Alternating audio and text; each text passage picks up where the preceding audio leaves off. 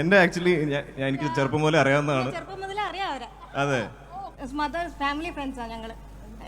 ഞാൻ ഒട്ടും എക്സ്പെക്ട് ചെയ്യില്ല. എത്ര നാളായി, എത്ര വർഷമായി കണ്ടിട്ട്. So happy to see. ശരിക്കും നമ്മളിപ്പോ ഫാത്തിമേനെ ഇങ്ങനെ കണ്ടു. ഇതിനു മുമ്പ് നമ്മൾ ഫാത്തിമയുടെ ഒരു ട്രെയിറ്റ് കണ്ടിട്ടുണ്ട്. ദുൽഖർ നായകനായി എത്തിയ ബാംഗ്ലൂർ ഡേയ്സ് എന്ന ചിത്രത്തില് പാർവതി അനശ്വരമാക്കിയ ഒരു കഥാപാത്രം ഉണ്ടായിരുന്നു. അതാണ് ശരിക്കും ഫാത്തിമ. ഈ ഫാത്തിമേനെ കണ്ടിട്ടാണ് ശരിക്കും അഞ്ജലി മേനോൻ അതിൽ നിന്നും ഇൻസ്പയർ ആയിട്ടാണ് നമുക്ക് വേണ്ടിയിട്ട് അന്ന് പാർവതിയുടെ ക്യാരക്ടർ, എനിക്ക് തോന്നുന്നു സേറ എന്നായിരുന്നു പേര്, സേറേനെ എന്ന് ശരിക്കും പറഞ്ഞാൽ ഫാത്തിമയിൽ നിന്ന് അഞ്ജലി ഉൾക്കൊണ്ടാണ് ചെയ്തത്. ഫാത്തിമ, ഇത്രയും DQനെ സ്നേഹിക്കാനുള്ള കാര്യം എന്താണ്? ഭയങ്കര ഇഷ്ടമാണ് DQ എന്ന് ഞങ്ങൾക്കറിയാം. എനിക്ക് ചൈൽഡ്ഹുഡ് എനിക്ക് അറിയല്ലേ. DQന്റെ ഇതിൽ ഞാൻ ഇൻസ്പയർ ആയതുകൊണ്ട് അതിലും ഭയങ്കര ഹാപ്പിയാണ്. അല്ല, ഇത്രയും പാൻ ഇന്ത്യൻ സൂപ്പർ സ്റ്റാർ ആണ്. കാരണം ഇന്ത്യ മുഴുവനുള്ള തിരക്കഥ. അതെന്തായാലും എനിക്ക് തോന്നുന്നു ഫാത്തിമയുടെ മനസ്സിൽ ഞാൻ ചെറുപ്പത്തിൽ എന്നെ എങ്ങനെ അറിഞ്ഞിരുന്നു അതുപോലെ തന്നെയാണ് ഞാൻ എന്ത് ചെയ്താലും അതൊരു മാറ്റമില്ല. ചെറുപ്പത്തിൽ എങ്ങനെയുള്ള അതേമാതിരിയാണ് still he is for me. അച്ചോടാ, ഇപ്പൊ ഇന്ത്യയിൽ മുഴുവൻ ഇങ്ങനെ തിരക്കിട്ട നായകനായിട്ട് ഇങ്ങനെ നിൽക്കുകയാണ്, സൂപ്പർ സ്റ്റാർ ആയിട്ട് നിൽക്കുകയാണ്.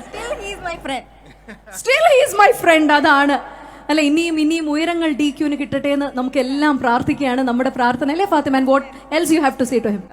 All the best and thank you for your new movie. You must go watch it. Yeah, I will do it.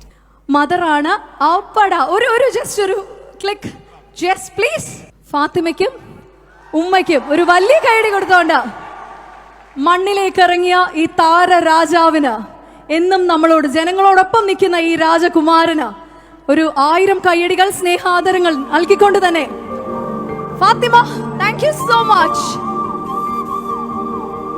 Anjali Menon എപ്പോഴും മോള് പെയിൻ ആൻഡ് പാലിയേറ്റീവിൽ വോളണ്ടറി വർക്കിനെ കൊണ്ടുപോകും. രാവിലെ കൊണ്ടുപോകും, ഉച്ചക്ക് കൊണ്ടുവരും.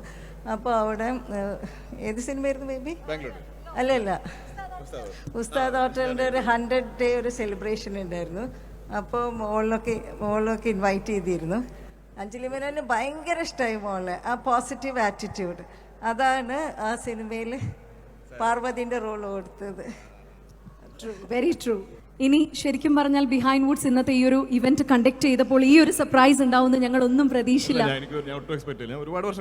കണ്ടിട്ട് വെരി ലോങ് ബാക്ക് ശരിക്കും ആ ഒരു എന്താ പറയാ, റീലിലുള്ള പാർവതിനെ റിയൽ ആയിട്ടുള്ള പാർവതിനെ ഇപ്പൊ നേരിട്ട് കാണാനായിട്ട് അപ്പൊ തീർച്ചയായിട്ടും അപ്പൊ കൊത്തയുടെ നമുക്ക് റിലീസിന് കാണാം.